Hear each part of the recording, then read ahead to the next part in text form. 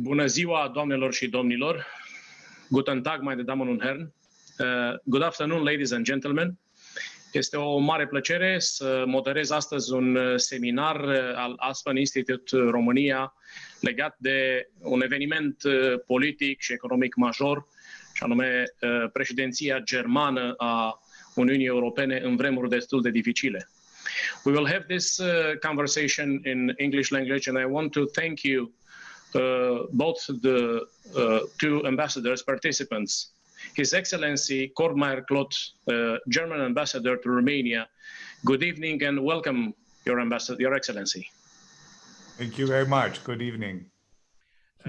I want to salute also the Romanian Ambassador to Germany, His Excellency Emil Hurezeanu. Welcome, Ambassador.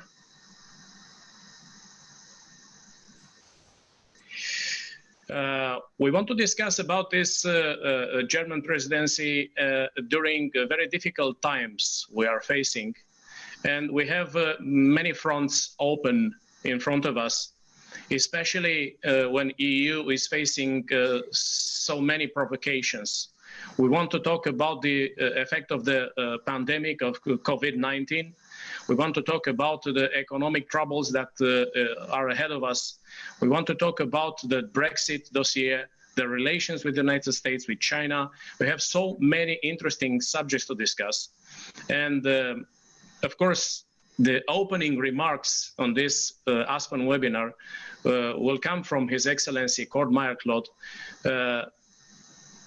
Dear Ambassador Klodt, we want to know what are the German priorities for this presidency, and how do you see the most difficult subjects in front of us, because we are all right now in a EU family. Thank you very much, Radu, Emil, dear listeners, dear Aspen family. It's a real pleasure to have the opportunity to share with you the priorities of the presidency, which in fact I think are our common priorities, European priorities, of course. I'm particularly pleased to be here with you because I had the chance to become myself an Aspen Fellow during my term here in Romania, quite early into my being nominated to Romania by participating in an executive leadership program. So consider me an alumnus of Aspen and part of the family tonight. I think we have this exchange at a very interesting and crucial moment, because tomorrow there is a very important summit in Brussels. It's on the budget. On the European budget, as you may know, we are already in overtime. It's high time that we solve it. That we knew already before Corona, but now we have, in addition to all of this, as you mentioned, Radu, the recovery program, many additional issues. And I probably should start my little presentation with the request for expectation management, because obviously, like the previous one, the Croatian presidency, ours will not be a normal presidency in the very practical sense that many meetings, like ours today, have to be virtual. This may be okay for many meetings, but then, you know, when you come, everybody who ever served in multilateral affairs knows that when it comes to the end game of very difficult questions, it's not the table that is important where you sit around, but it's the corridors where you take individual partners aside and try to thresh out the compromise. Now, this is more difficult in these times, so that is definitely the downside. But on the other hand, and I'd like to put this into the discussion for later, I feel it is a time of real and big opportunity. It's a commonplace to say that every crisis offers a chance, a new chance and opportunities. But here, I really believe that is the case. Why? Look, and I just take for a moment this issue on finance. A year ago, we knew that we would have to negotiate the multi-annual financial framework for the years 2021-27. I know it from my own ministries. This would have been bargaining about every billion. How much more can we put in and for what priorities? Now we are discussing in the context of the multi-annual financial framework, the recovery program, plus the rapid reaction program that was already agreed with things with the European Stability Mechanism and programs like the SURE, which is for flexible workforce and so on. So I think, I don't want to preempt the results, but we are talking about something around 2,000 billion euros, which need to be negotiated. So really no time for small thinking. We entered a period where we must think big and where, as I believe, failure really isn't an option. If we miss this opportunity, I don't even want to think about the consequences, because I'm confident that all partners are aware of what is at stake. What is at stake is really the role of Europe in the world. It's a big word, but I believe this is the moment to prove that Europe is functioning. And I think we stand every chance to deliver that proof. What we need for that, our presidency has the two main key words, which is solidarity and sovereignty. Showing solidarity to partners and among partners in this crucial moment, to especially the most affected of the pandemic, is an essential ingredient to create perhaps the most important asset that the European Union can deliver on all the issues, which is unity. We may have different priorities, but if we do not find the compromise and present ourselves to the rest of the world in unison, we know what happens. There are others out there who are just waiting for splits and divisions within partners to dwell on it, to benefit from it. So, I mean, our answer number one to the challenges of the world, and we'll come back to that, is unity. And if we provide unity at this crucial moment on these really complex issues, I think we demonstrate both to our partners within the Union and to the outside world that we are a sovereign European Union and a strong actor in the world. Now, I think I don't want to even go too much further into the discussion now. I guess we'll come back to that.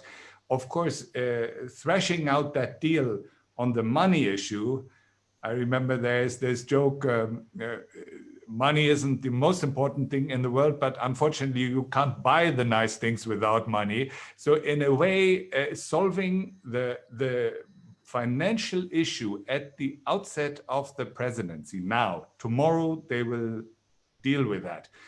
No guarantee that we will already reach the target line, but we must reach that target line as early as possible. And the many of the other issues important to all of us, like, I mean, of course, how much, then the ratio between grants and loans, then the priorities that we want to promote with that money, the Green Deal, a more digital Europe, also Europe of values where the rule of law plays an important role. That's already a whole set of issues for a Europe of tomorrow. And then, of course, the many, you mentioned it rather, the many foreign policy issues on which we need to have a common position. And the next big portfolio after the summer break obviously will be the Brexit. We will have about 7-8 weeks to reach a deal on that one. And otherwise that will be history probably, because there's no prolongation. We have the very complex migration issue, which is much more than just that. It's about security of our outer borders and also inner borders, you could say. The social Europe in all its aspects. We outlined that when we had the presentation of our presidency priorities recently together with Foreign Minister Aurescu. I don't want to repeat them all here in detail. Some of you might have read them anyway. But I think summing up what I would like to leave with you at the outset, very difficult, very complex, yet an enormous chance to prove that Europe is functional. And I can, no money back guarantee for our efforts, but I think we will and we must do our very, very best to make this happen now. And of course, my big hope would be that our leaders on the financial issue will be able to broker a compromise. My last word, perhaps on a very important part of the relationship within Europe, the moment when France and Germany, President Macron and Chancellor Merkel, could agree on part of the package, which then became an element of the 750 billion package the European Commission presented, which struck a deal between the ratio of loans and grants, sent, I think, a very strong signal of what I just mentioned as priority number one, solidarity among partners in Europe. And I just hope that all other partners, even those who still have their priorities that may diverge, obviously, will at the end agree to a package that can then build the solid foundation for seeking solutions in the same spirit on the many other issues at stake. I'll leave it at this for the moment. Thank you very much. Danke, Ambassador Meier-Klodt. I have written down on my notebook all the provocations and the problems we'll have in German presidency. There are only 9 problems. So I'm sure it will not be difficult, but I appreciate so much your optimistic approach and your signal of unity inside Europe when we need more. Now we are going to Berlin. Ambassador Hurezeanu, we have heard and saw the German perspective from Bucharest. Now we need the Romanian perspective from Berlin. Right. Because we are in the EU family, I hope you will be also optimistic, as Ambassador Meier-Klodt was. But it's not a normal presidency, Ambassador Meier-Klodt said, not only because all the meetings will be virtual, but because we are facing at least 3 difficult problems on EU agenda, which are the pandemic, COVID-19, the economic crisis, and the Brexit. And all of them must be somehow solved in the German presidency. So the floor is yours. Thank you so much. It's my turn now to thank for being able tonight to share the virtual floor with you, dear colleague, Ambassador Meier-Klodt, and with you, Radu Tudor, also dear colleague. This is a chance of not being a career diplomat and of being a former journalist in the meantime.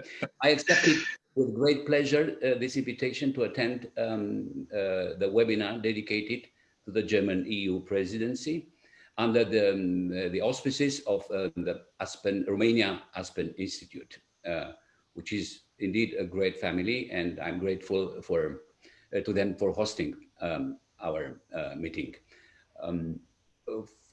For the last 4 months, our way of life, of carrying daily tasks have changed dramatically. Everyone was forced to adapt to new realities. The COVID-19 pandemic indeed has created what is probably the single most serious challenge to the survival of the EU as we know it. The sheer magnitude of its economic and political repercussions means that European leaders cannot simply resort to their usual mode of piecemeal and technocratic crisis management. In 2007, so 13 years ago, Romania joined the European Union under the German presidency. 13 years later, Germany finds itself at the wheel of the Union again, but the challenges ahead are far more, as I've just mentioned, are far more diverse and complicated. My strong belief is that the German presidency comes at the right moment, given the leadership capabilities, experience, and European Geist, European spirit that are an integral part of Germany's DNA. As you probably are aware, holding the position of ambassador to Germany since October 2015, that was a challenging time, of course, even though the bilateral political and economic relations are a constant evolving success story. On the 20th of February, during the visit of Minister Aurescu in Berlin, one of his last, probably of our last physical appointments before the pandemic, we celebrated together with the German side the 140th anniversary of bilateral diplomatic relations. Germany is Romania's top trading partner and third investor. We appreciate the quality of the German investments and their contribution to the development of the Romanian economy. The German investors created in the last 13 years since the accession of Romania into the EU, almost 300,000 workplaces. More than Germany during this time, during the last decades, actually created in the United Kingdom. Our bond is not only of economic and political nature, it's also based on what I could call, name people-to-people relations, as Germany hosts one of the largest Romanian community in Western Europe, almost 800,000 Romanian nationals, one that is well integrated and contributing as a bridge between our societies. To this 800 Romanian nationals, I'm always adding up the almost 300,000 Romanian Germans, so our former co-nationals of German origin, who during the years after the Second World War, and especially at the beginning of the 90s, in the last century, left Romania and are now German citizens, respected German citizens, and in the meantime, not only nostalgic, but very attached former Romanians, so to speak, or Romanian Germans. We're proud that we are one of the few countries in Europe who have this huge Romanian German community beside our Romanian community. During the pandemic, the role of Romanian seasonal workers, unfortunately enough, in the German economy became evident not only along the good sides, along with the difficult working and living condition they have to face sometimes. There was a not very pleasant surprise for everyone. I hereby would like to use the opportunity to thank the German authorities for the constant, transparent, and very constructive dialogue that allowed solving many pending issues, be it in the agriculture or in the slaughter industry. The Romanian press media and the German media also played a major role. accompanying and making transparent what sometimes were not very pleasant in within these developments. I very much welcome and support, I personally and my ministry, the Romanian diplomacy, the intention of the German presidency to raise awareness on this topic on the European agenda, and the objective to adopt Council conclusions on improving the enforcement of labor conditions for seasonal workers. The protection of vulnerable workers, including seasonal workers, especially during crisis. This is one new topic for us, very important. These represent an important objectives that concern not only our country, Romania, should concern all of us, not only in Germany, in France, in Italy, everywhere. In Brussels, of course, in the capital, in our common capital. Ensuring their social protection and safety at work is an integral part of our mission to build a more inclusive, fair and democratic union. I don't want to enumerate now actually the highlights of the German presidency. They have been very well, presented, mentioned by my colleague. We have the so-called lessons learned. I would like to put an emphasis on this. Cord mentioned the two big notions of sovereignty and solidarity. We know something about this. Being a junior member of the European Union, we enjoyed being helped, encouraged by the senior Europeans all this time. One of our topic during our presidency 1.5 year ago, as you might remember, was Zusammenhalt, coherence. So the Germans have also this solidarity. We need all in Europe, the smaller states, the bigger EU members. As probably you might remember, a former very convinced European at the beginning of the European Union or European community 50, 60 years ago, the Belgian SPAC used to say, we belong all to small countries. Besides that, there are some who did not know this, and whereas the others already heard about this. I think we must adapt our future work at the EU level to the new context generated by this polycrisis, as Jean-Claude Juncker used to say 2 years ago during his presidency of the Commission. The polycrisis, what does it mean? We have still a financial crisis, not entirely or successfully digested, where the euro common currency is still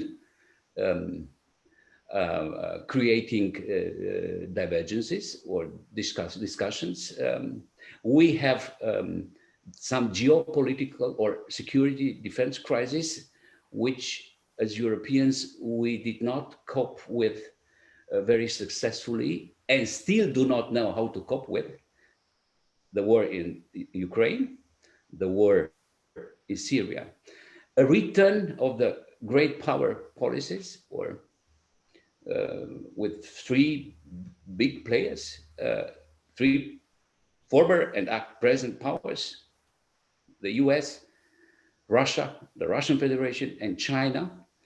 We have a reanimation, a dramatic enforcement of the nationalistic and populistic reflexes.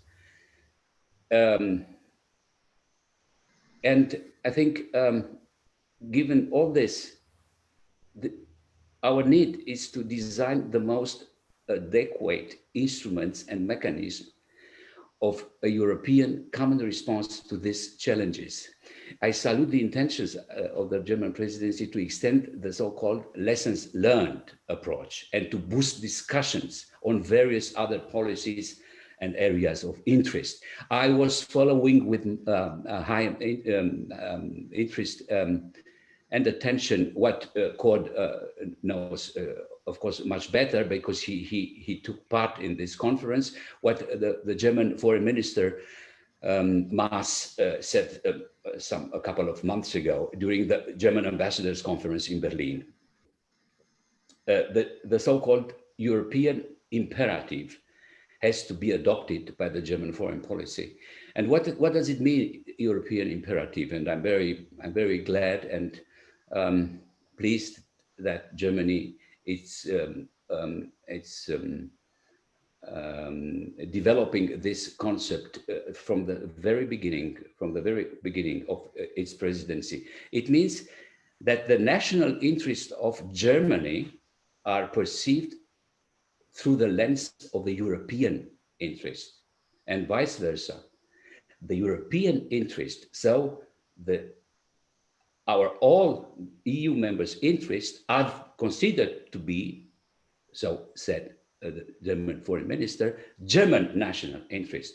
This is a novum, as the Germans say in invoking the former Latin word. I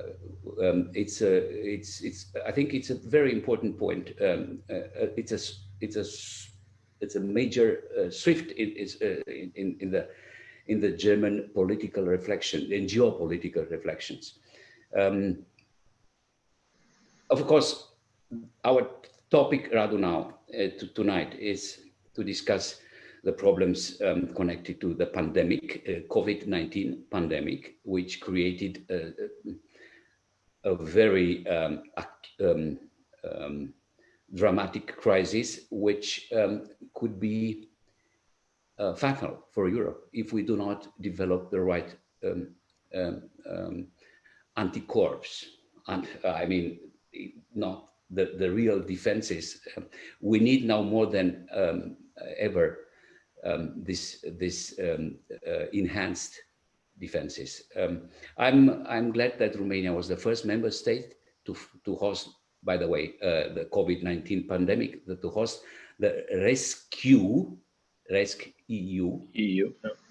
coming from European Union, stockpiling, which proved in managing the challenges posed by the pandemic. We stand ready to participate in further consolidating RescEU mechanism in view of strengthening the European Union resilience in this area. We share the German concerns, which was so nicely and memorably formulated by the big novelist Thomas Mann at the beginning of the 50s in the last century. What we need, it's a European Germany and not necessarily a German Europe. Thank you so much. Thank you, Your Excellency Emil Hurezeanu. Ambassador Meier-Klodt, I have took also 2 or 3 ideas from Emil Hurezeanu that we will discuss together starting now. And it's a huge expectations from Germany, as we have a German politician as the president of the European Commission. We have the German presidency, so it's Deutschland über alles. And of course, you had to take all these big difficulties that are in front of us. And I want to discuss topic by topic. I want to aware also His Excellency Emil Hurezeanu and you that we will discuss a few minutes later about the Schengen and the possibility that in this German presidency we'll have a good announcement for Romania. But right now I want to ask you, Ambassador Meier-Klodt, what precise decision will take Germany during this presidency to face the second wave of pandemic of COVID-19. We saw 2 press conference of NATO Secretary General Jens Stoltenberg mentioning 20 times that we have to be prepared for the second wave, which means that from the German presidency, we have huge expectations in terms of maybe creating a fund to help EU countries, maybe creating a huge hub for medical equipments, and to coordinate EU and NATO for military flights, because there are many voices saying that EU didn't react properly on the first 2 or 3 months of pandemic. So economic solidarity, politics, but first of all, health and pandemic, which still is a huge preoccupation for us. Thank you, Radu. I must take you up on the Deutschland über alles, and you won't be surprised. Let me really say here, at least not in the sense that some people might understand it.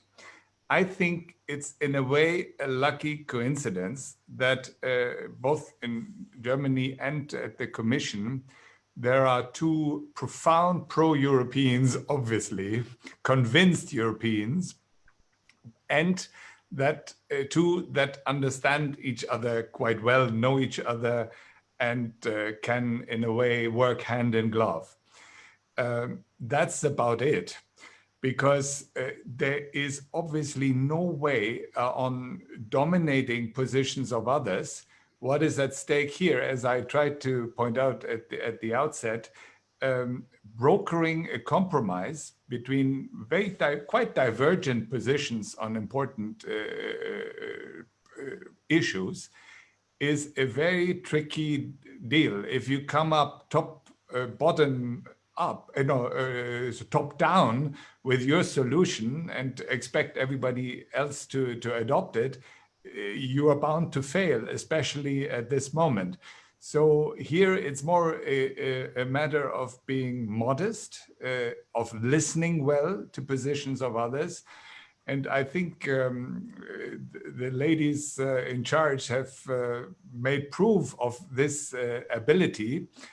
I mentioned the one, and I'd like to repeat it once again, because even as ambassador, I could tell you that I was surprised to a certain extent by this development in Germany, because you know the German position not so on the financial issues with regards to unconditional grants and so on. We were for a long time seen in the rather conservative sector, if I may say. The fact that there was a clear understanding among those politicians that you mentioned, that this is the moment to move forward, to secure solidarity among European partners and to set an example, not to tell others what to do, but to set an example for others, hopefully following this example, because we will need that same flexibility from other partners now in order to reach that compromise. Obviously, I was on your question, the title of this conference was meant to talk about the post-pandemic agenda, but I think we know before we really talk about the post-pandemic, we are still talking about the pandemic agenda as such, which, and I fully agree with you, we must do better in moving hopefully out of the pandemic at some point than we did when moving into the pandemic. I forgive some of the mistakes in a way, or personally, I would say, because it was said, why was Europe not properly prepared and so much divergence at the beginning? Let's not forget, we as Europe are not yet, at least, who knows whether we will ever be, a federal state. We are a union of independent states, and it was to a certain extent normal, understandable behavior that each and every nation cared first and foremost at this moment about their own citizens. That was the beginning, but that also shows how the way we have come along over the last month, where you remember also at the beginning, there was a bit of a beauty contest. Who helps more? Is Europe helping us more, or China or others? I think when you look at the figures now, and that is why I take from that I take my you may call it a slightly optimistic view. I think it has become blatantly clear that there is no better friend around for European partners than Europe. It's in our hands, and no one else will be a better option for any of our partners than just the partners. And this applies to the medical sector. It's I think what Emil Horiziano just said, that I think it was, Emil, even already an initiative of your presidency, the stockpiling of medical supplies. At that time, we didn't expect it to become so relevant so soon. And of course, we were surprised, and the shortcomings that were then seen, obviously, we know them very well. But I think that will become, that is already, we made many steps forward. We need to enhance this system, and it doesn't, in Romania, for example, is not now just stocking medical equipment for itself. It is a hub for Europe and other partners. And this spirit that we, in our neighborhood, create the necessary means to react faster to this crisis now and to a potential next crisis of this size is a very important development. The other issue that I consider particularly important is that we coordinate, obviously, on our outer borders, our inner borders, that there is more coherence in the system, that we follow developments in each and every country. And obviously, since developments in each and every country are different, the reactions and to it should also be adjusted to the particular situation. I think now we see all over Europe with the opening, and that was to be expected, an increase in the numbers of infected people. Shouldn't come as a surprise, but I still think we are in a very different scenario, because we are now much more able to react specifically. In Germany, for example, is not across Germany. There were, and Emil knows them, there were the special hubs in the meat industry, for example, that was mentioned. But it was also, we were quite able to isolate those hubs quite quickly in order to move back to some kind of normality in that sense too. So I think I'm not close enough to all these issues to preempt what will be the next big challenge in this, but comparing the situation now and the degree of coordination on all the necessary steps, stockpiling, reacting, isolating, and so on, it's a far cry from the beginning. And I think we are so much alert now that I'm hopeful that we will also be able to find the right answers to the immediate next steps to take. I agree with you, and thank you for this vision. Of course, we want to talk about post-pandemic, but we don't know when it will be that post-pandemic. So first of all, we have to talk about and debate how well prepared we must be to end this pandemic, and then to talk about the let's say post-decision measures. I'm thinking that the German presidency is one of the most difficult in the last 30 years since the fall of the communism, because there are so many provocations. And you said, Ambassador Meier-Klodt, that you have to somehow arrange between EU members a budget of 2,000 billion euros, which is the highest amount of money that Europe have to spend for the benefits of its members.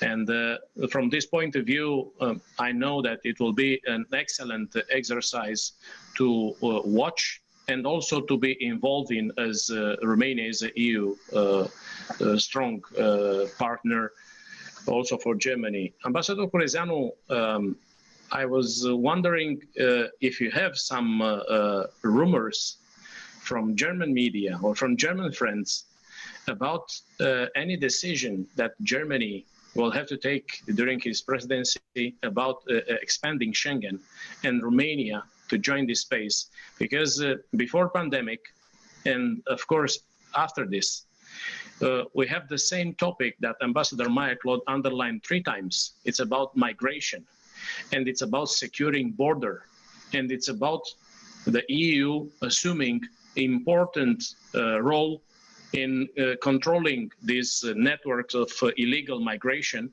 And there is no secure EU border if we don't have all EU members inside the Schengen system. So what's your opinion about that, and what have you heard from your German friends? Well, German friends are rather discreet on this topic, as we all expect, notwithstanding the harsh realities. Actually, it's to become finally members. We are deserving this since so many years. We're waiting still at the doorstep of EU concerning Schengen realm, Schengen space belonging. But still, what we've witnessed during the pandemic, by the way, was a suspension of Schengen space, borders, inner borders. And right now, for instance, Hungary, Austria, other countries are still, have still guarded borders, controlled inner borders within the Schengen space community, which is not very enjoying, or it's not very promising, but still it's a kind of situation we have to solve during this pandemic. I'm sure that given the openness and the geopolitical touch of the German agenda of the EU Council presidency, this topic of deepening the integration for countries, for instance, like Croatia, Bulgaria, Romania, I would have put the other way, Romania, Croatia, and Bulgaria, will be staying with us at a very outstanding level. I'm sure about this, because look at some points briefly, just briefly. The German presidency's focus on key priorities of the EU external action, enlargement, the eastern and southern neighborhood of the European Union, the transatlantic relation. The Germans are very accurate on these nuances. The EU relations with the global actors, most of these priorities were also on top of our Romanian presidency. In this regard, it's salutary, the decision of the Council to open accession negotiation with Albania and North Macedonia. Although the United Kingdom's decision to leave the EU showed that European integration ceased to be a one-way street towards ever closer union. In most EU member states, nationalist and populist forces have entered parliaments and shifted the contour of the political discourse. So that's why, coming back to our main topic, pandemic, COVID-19 pandemic. The COVID-19 pandemic, it's not one element among others of the polycrisis, in this polycrisis. And I'm warmly recommending to you an excellent, bright analysis by 2 German, rather younger analysts, staffers of Mr. Ischinger's Munich Security Conference in Munich, Tobias Bunde and Sophie Eisentraut, they signed a couple of weeks ago and published it, the Enabling Power, Germany's European Imperative. And I want to quote some points out of this excellent analysis, which is not only politically correct, actually is not at all politically correct, or is not diplomatically, so to speak, safe or brave, but it's rather provocative and very with a very very illuminating indeed. For instance, the war in Ukraine, the authors think this is a major crisis of Europe, within Europe, and on the European agenda, of the presidency agenda of Germany and of ours as well. The war in Ukraine revealed that the use of military force is still an option on the European continent, and exposed the poor state of European defense. On the other hand, the German authors are mentioning expressly, highlighted this crisis, highlighted the fact that without the support of the United States, Europeans would be unable to defend themselves against major military aggression. Now, what the COVID-19 pandemic, and its implication within the foreign policy agenda or inner political agenda of the European member states. This COVID-19 pandemic magnified threats to European unity, further deepening internal rifts between EU member states, and has exacerbated global developments that are demanding but also challenging European action in the world. Not only these authors, but all of us are very conscious about the choices European actors make in the weeks and months ahead will likely determine the trajectory of the European project. How the EU of today deals with the crisis will determine the Union of tomorrow. And the conclusion of the authors, if nationalist answers prevail, nationalism in general will succeed and the European project will perish. This is a nightmare that Germany must avoid at all cost. So much about the gravitas of the German EU presidency, among others. Excellent ideas, Ambassador Brezioni, especially when reading the German media, showing that German authorities are fighting so much against the extremism, the nationalism, the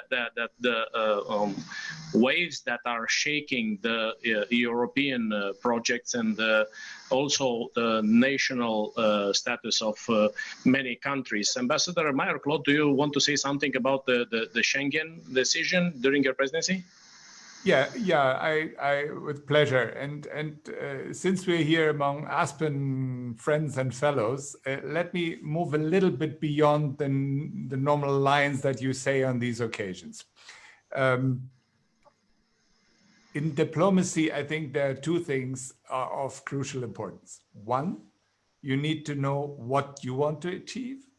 And two, you need to find the right moment when you can really go for it. I recently, even when presenting our priorities with Minister Aurescu, and there was a similar question, I reiterated that we have always supported the target of Romania and Bulgaria being a member of the Schengen space. And this is not an altruistic position.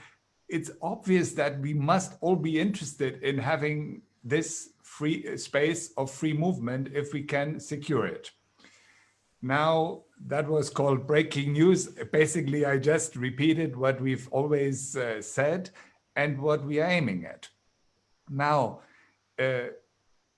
this, as to the right moment to present it, was made over the last years, of course, more difficult through one, the migration crisis and all its impact on the outer and inner borders.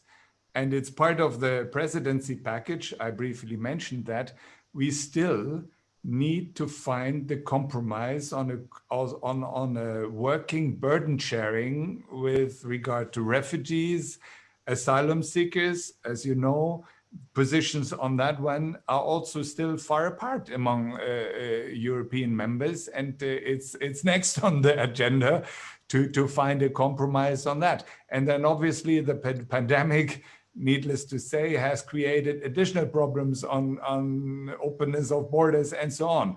So I would very much like us to adopt a step-by-step approach to that. Let's get the pandemic under control, have a common, as much as possible, a common position on the borders within our European Union.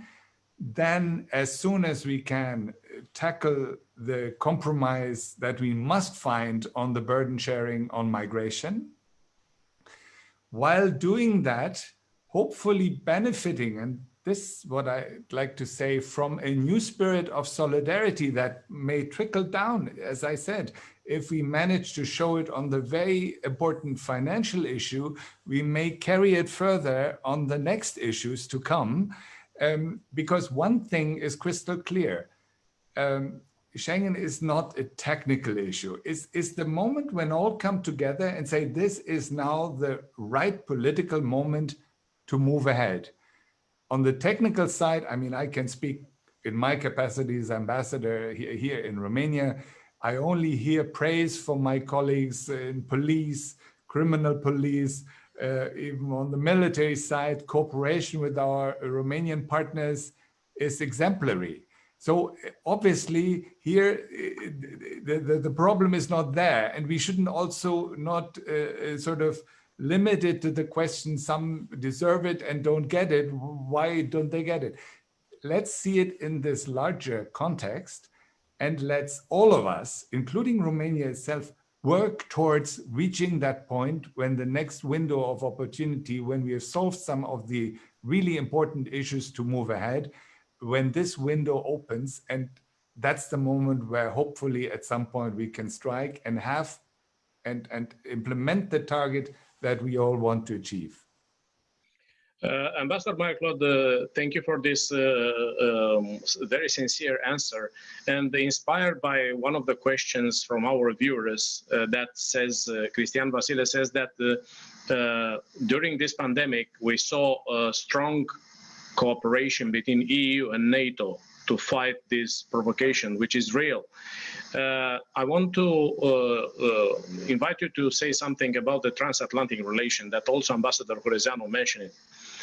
We are facing extremely difficult times with a hybrid war, a multi-dimensional hybrid war coming from Eastern state actors against the Western world, against the European and transatlantic solidarity. And we saw that a lot of manipulations and fake news are creating extremism and political extreme ideological parties, and of course attacks against the Western solidarity. And beyond that, we know all the Eastern political actors that are doing this. Beyond that, we have more and more tensioned relations, transatlantic relation between EU and the United States. And during the German presidency, you will also have the US presidential elections. So what are your predictions about the transatlantic relation? Because as Ambassador Hurezeanu mentioned, without a strong relation with the United States, as we had in the last 71 years in NATO, we will face also maybe a military threat, which is unbelievable for a space like us, a European civilized world space. Yeah.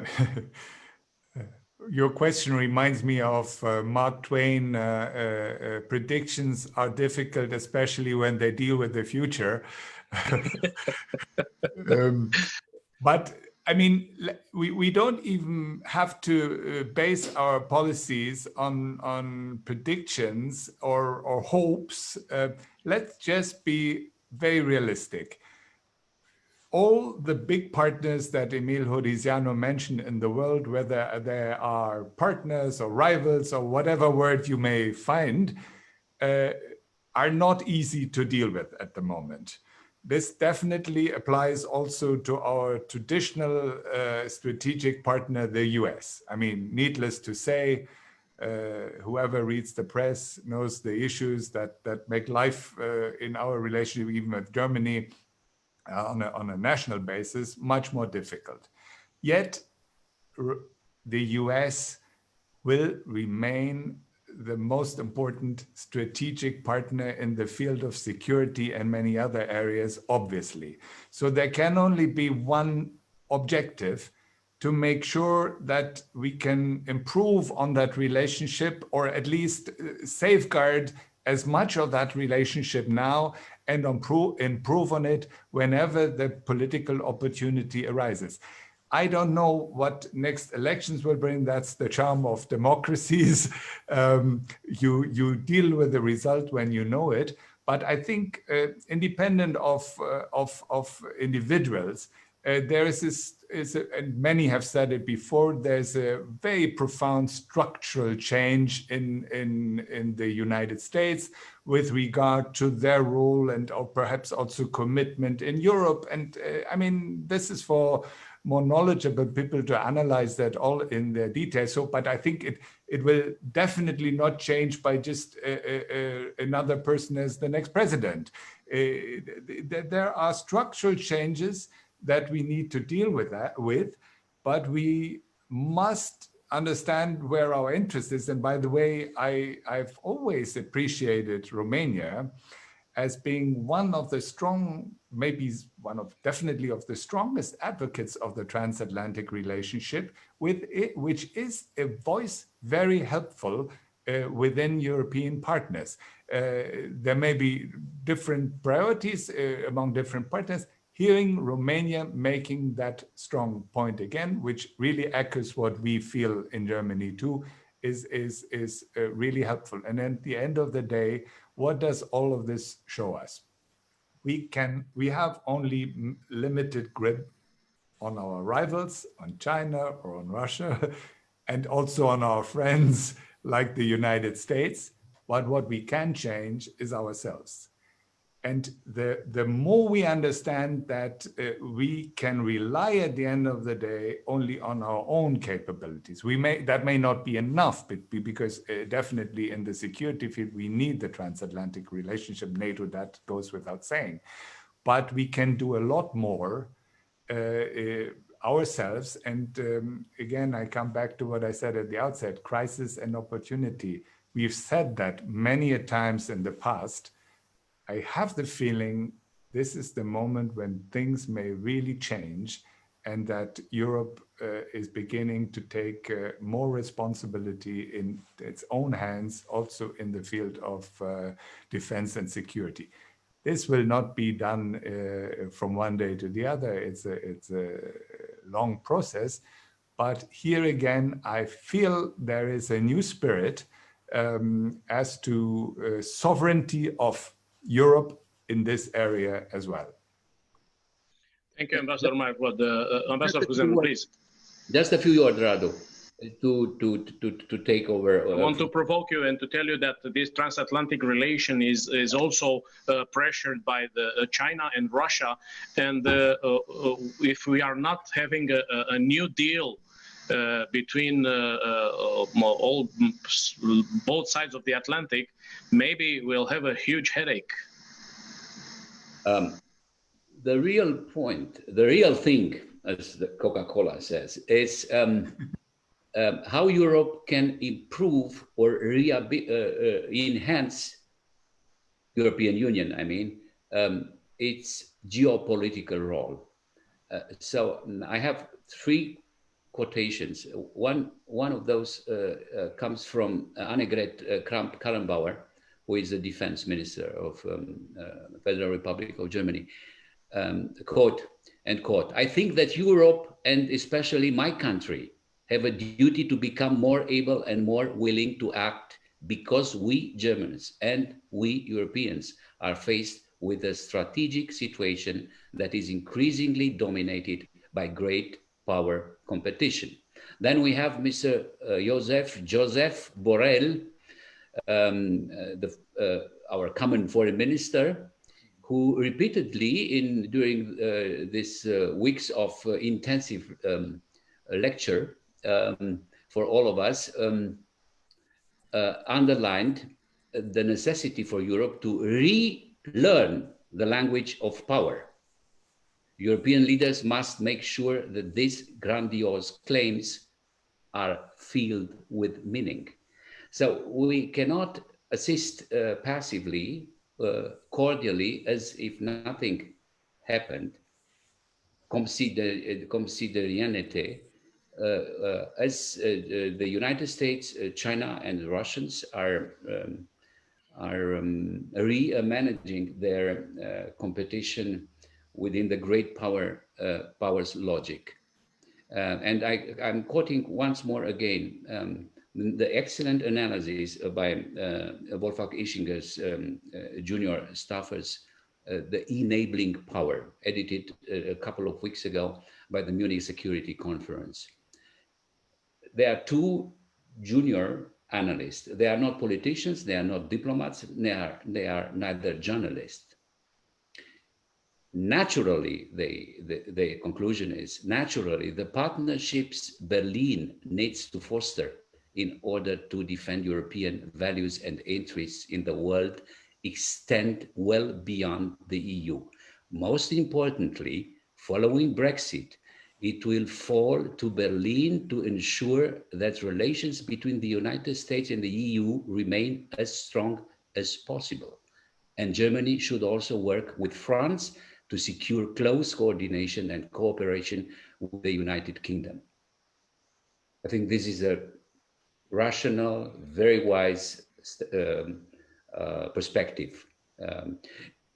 Sometimes in the last weeks or months, it has been this perspective, this position have been somehow dramatically, surprisingly contradicted by the evolution, both in Germany and in other European countries, in the US, in Russia, and in China. But I think we cannot forget, we as junior Europeans and victims of the Cold Wars on the bad side of the bad face or side of the moon, beyond the Iron Curtain towards East. We cannot forget, and we won't, I think, that the United States created after the Second World War, together with the United Kingdom, first of all, at the Zurich Conference in 1946, with the famous Winston Churchill's discourse, the idea, the concept of the European Union, of the European alliance, where the former victors, like United Kingdom. The United Kingdom was from the very beginning rather an exception, comparing to the idea of European Union. But the Germans and the French have been strongly encouraged to combine, to associate themselves within their coal industry, and then increasingly towards a very solid political and economic and societal alliance by the Americans and by the Brits. The world changed a lot, of course, but we probably, as Cord mentioned, our transatlantic propension, I think, could be used by all the Europeans, and we should have a clear perspective of what is possible and what is not possible. As Henry Kissinger used to say, in politics we have two positions, two gears. First of all, what what do you want to achieve? First point. Second point, what do you want to prevent? What do we want to achieve? We have common goals. Prosperity, togetherness, cohesion between Germany and Romania, between France and Hungary, and so on and so forth. So between North and South, between East and West. And then what do we want to prevent? A war, conflicts, open nationalistic or populistic conflicts. I think that should be clear for everyone, for each and everyone. You are perfectly right. And we have talked about pandemic, economic, defense, security. But maybe it's the longest to-do list of a presidency of the European Union by now. Ambassador Doru Costea, which I salute, is sending us an interesting question, because we didn't discuss about the energy, which is a very important issue. Ambassador Doru Costea asks, yesterday, the US announced sanctions on European participants to Russian energy-related projects out of the administration's desire to support Europe's diversification of its energy sources. How does Germany see the European actual chances of diversifying its energy sources? Asks Ambassador Doru Costea. Ambassador Meier-Klodt. I mean, I'm not the greatest expert on the energy issue, but obviously here we are talking Nord Stream 2 and the US position on that one. I think what is really important here, not to mix the arguments and be clear from the outset, what are we talking about? Are we talking politics or are we talking economic interest? When we talk economic interest, it's all very understandable. The different companies from different parts of the world have different interests. Fair enough. Here, the Nord Stream 2 is not a governmental project. It's a project done by companies. And that there are some that find that this is an unpleasant competitor, I can understand. What makes it more complicated, because here political arguments are used, saying we are getting ourselves into too much dependence on the big neighbor to the east by relying too much on Nord Stream 2. Now, I don't have the figures at the tip of my fingers, but I would challenge that to a certain extent. We are a very, very diversified country in the energy sector. I mean, of course, gas plays an important role, but we have reached a very high percentage of green energy, wind, I mean, among which, of course, different energies. I once challenged someone on this question, especially on the gas, who is more dependent on whom if you work together in that particular field. I mean, here I, to a certain extent, even refer back to the old days, which we, Emil and I, still remember of the Cold War, where at least cooperation in the energy field with between the Eastern Bloc and the West was a rather stabilizing factor in our relations. So economic relations can create dependence. As we know, every crisis, partners are interdependent, but they can also stabilize situations.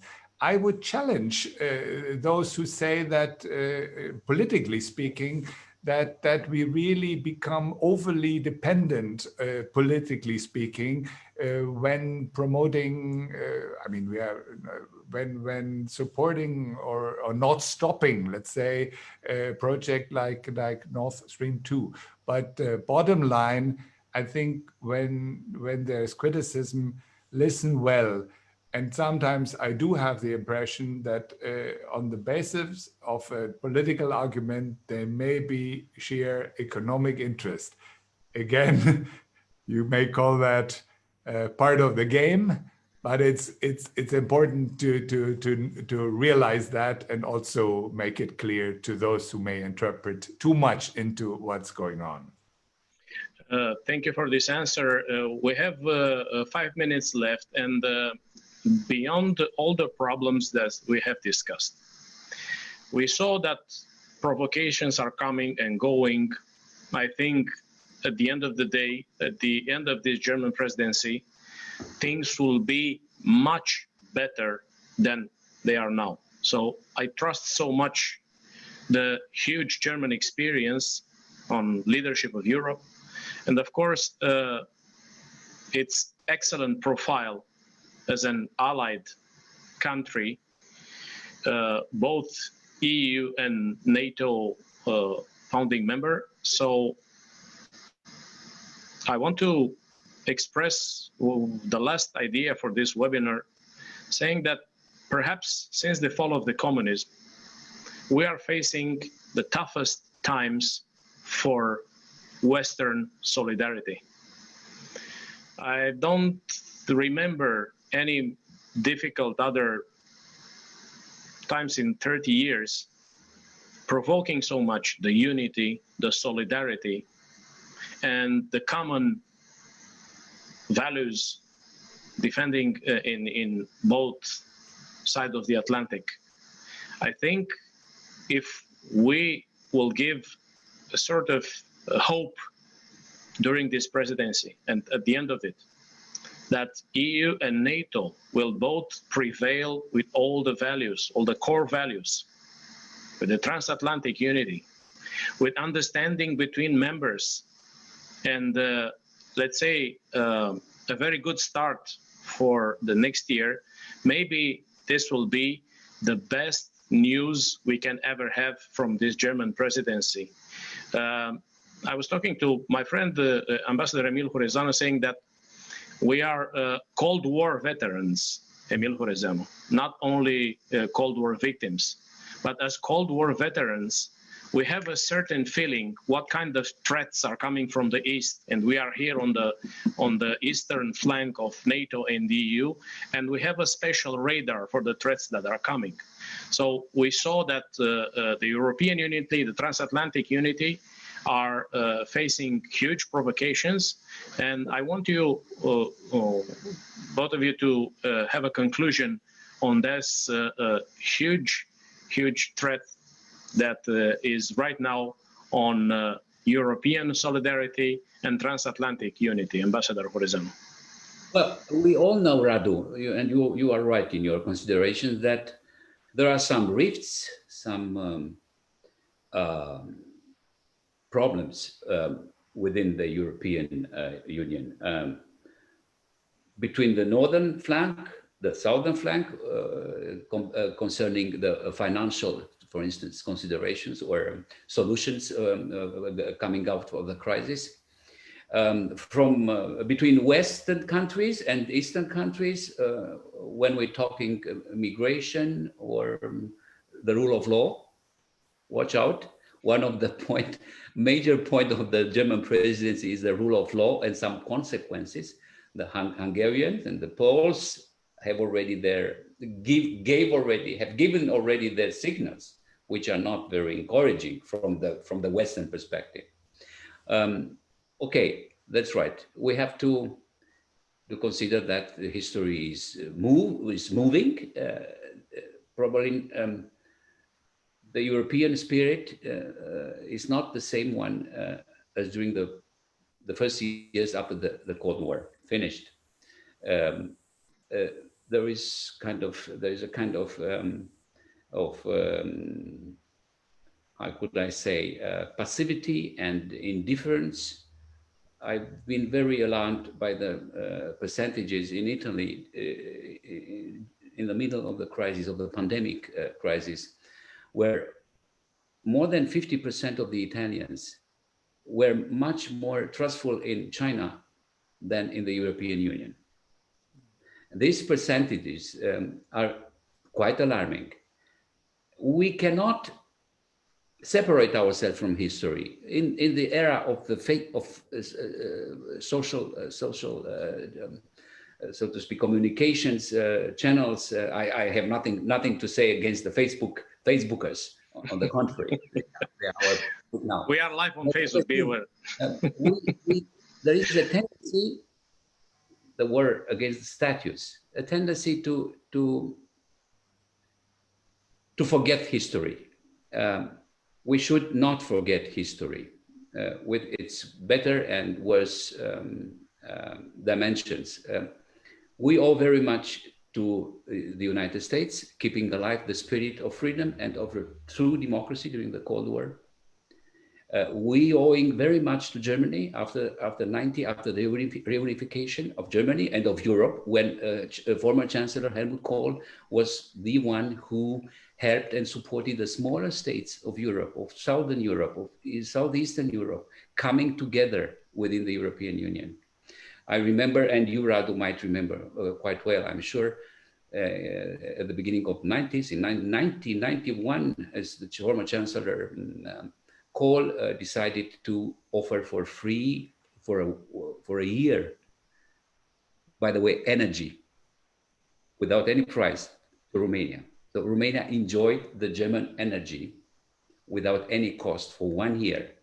There was a kind of present of Germany to encourage a country ravaged by the Cold War and by its own difficulties.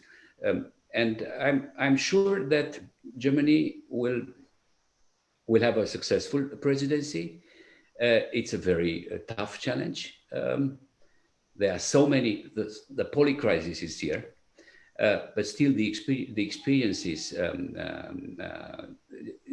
within the German catalog of solutions and of mitigating together between fronts, so to speak, respecting each other's interests does not rule out the common agenda.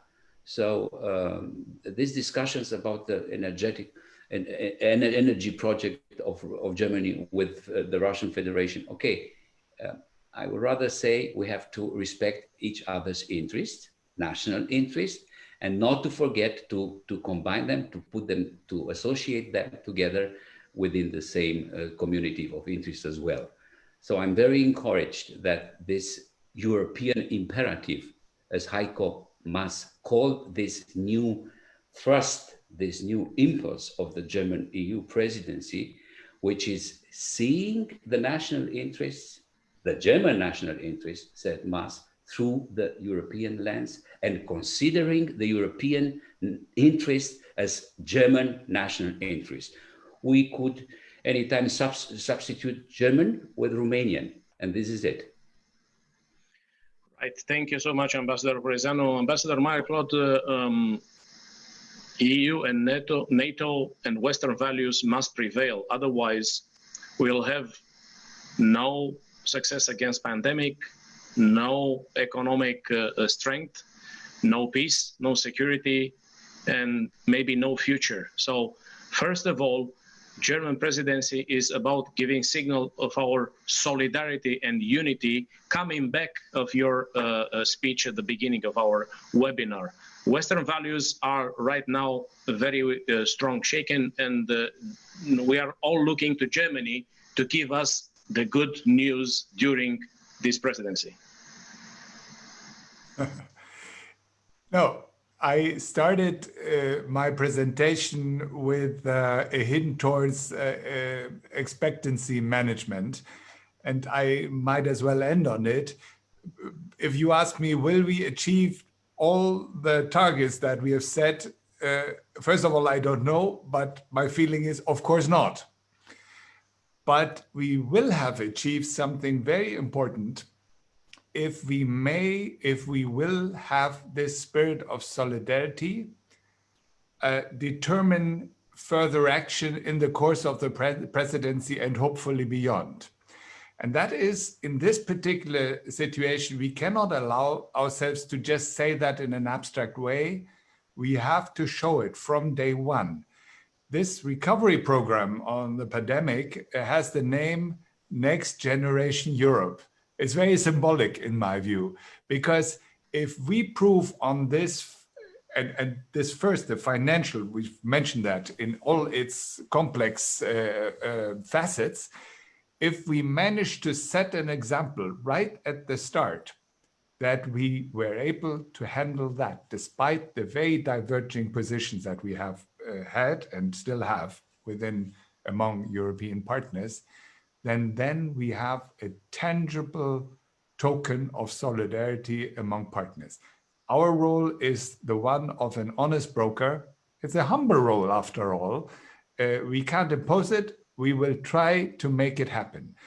And if then we can build on that new spirit to tackle some of the other issues, be it within, I mean, as was said, there's one issue that we need to handle within the presidency is the Brexit. Obviously, it doesn't depend just on ourselves, but some other issues do. And that would be my big hope, because these times are too important not to do it. And while we have said it so many times, this is the moment to really show that we can do it. I take a bit of hope from that. And obviously, as part of my generation, the fall of the Berlin Wall was right in the middle of my life seen from today. Europe is the most precious thing that ever happened in my life.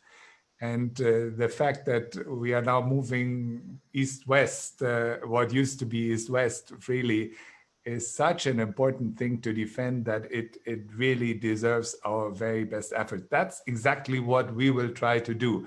I cannot say that whether our leaders will achieve it, but I do agree that it might probably be even more difficult to some others to do it right now. So let's just try it. But obviously, we need every man on deck.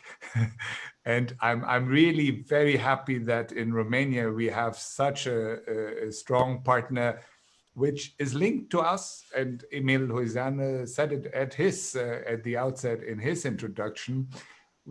Our interests are intertwined at so many levels: political, security, politics, economic, and cultural, and in so many ways. So it's a very rewarding task, I have to say, to represent this common target here as German ambassador. Okay, I want to thank you both for this excellent webinar. His Excellency Meier-Klodt, the Ambassador of Germany in Romania, His Excellency Emil Horezeanu, Romanian Ambassador to Germany. I just want to tell you that it was a privilege. I want to thank to Aspen Institute Romania. And with this optimistic conclusion, we are ending this webinar. And the next webinar will be at the end of the German presidency, with all the to-do list checking what was done or not. I'm sure it will be an excellent presidency for all Europeans like us. Thank you so much. Thank you very much. Thank you, Radu. Alles Gute. Bye-bye. Alles Dankeschön.